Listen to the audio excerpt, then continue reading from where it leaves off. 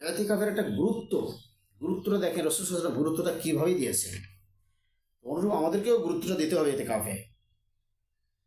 শেষ বছরে 20 দিনের এতেকাফ, রাসূল সাল্লাল্লাহু আলাইহি ওয়াসাল্লামের ওফাতের শেষ বছরে 20 দিন এতেকাফ করেছেন। রমজানের শেষের দশকে তা বাদ দিয়ে রাসূল সাল্লাল্লাহু আলাইহি ওয়াসাল্লাম 10টা রোজার মানে 10 রমজান থেকে শুরু করে 20 দিন ইতিকাফ করেছেন। সুবহানাল্লাহ। কেন? আর আবু হুরায়রা রাদিয়াল্লাহু তাআলা আনহু ক্বালা ক্বালা রাসূলুল্লাহ সাল্লাল্লাহু আলাইহি ক্বালা কানা নবী সাল্লাল্লাহু আলাইহি ওয়াসাল্লাম, আবু হুরায়রা রাদিয়াল্লাহু তাআলাতে বর্ণিত, তিনি বলেন রাসূল সাল্লাল্লাহু আলাইহি ওয়াসাল্লাম বলেছেন, তিনি বলেন যে রাসূল সাল্লাল্লাহু আলাইহি ওয়াসাল্লাম ইতিকাফু ফি কুল্লি রমাদানি 10 আইয়ামিন, তিনি রমজানের শেষের দশকে, প্রত্যেক রমজানের শেষের দশকে ইতিকাফ করেছেন।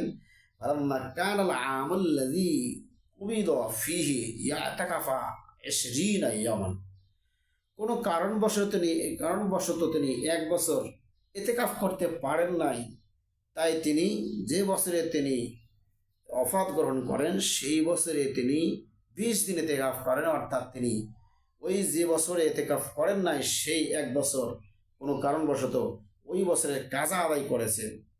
তাহলে এখানে ইতিকাফের গুরুত্বটা খুবই কঠিন। যেহেতু রাসূল সাল্লাল্লাহু আলাইহি ওয়াসাল্লাম ইতিকাফের কাজা আদায় করেছেন, সেহেতু এখানে ইতিকাফের খুবই গুরুত্ব আছে, খুবই তাৎপর্যপূর্ণ বিষয়। এটা আসলে আমাদেরকে এটা লক্ষ্য করা দরকার। অত্র হাদিসটি বুখারী 2044, ইসলামিক ফাউন্ডেশন 1913, আধুনিক প্রকাশনী 1901। এই হাদিস থেকে আমরা ইতিকাফের গুরুত্ব জানতে পারলাম। কেন?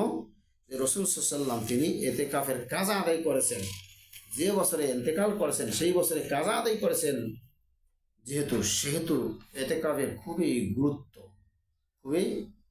গুরুত্ব আমাদেরকে ইতিকাফ করতে গুরুত্ব দিতে হবে। ভেজাল নেই, নির্ভেজালে আছেন, সাংসারিক চিন্তা নেই, তারা আসলে তাদের এটা একটা সুযোগ। এটার মাধ্যমে আপনি অনেক কিছু মাগফিরাত, নাজাত, রহমত, মাগফিরাত, নাজাত যা আছে সব কিছু আপনি পাবেন ইনশাআল্লাহ। আল্লাহ সুবহানাহু ওয়া তাআলা আমাদের সকলকেই ইতিকাফ করার তৌফিক দান করুন।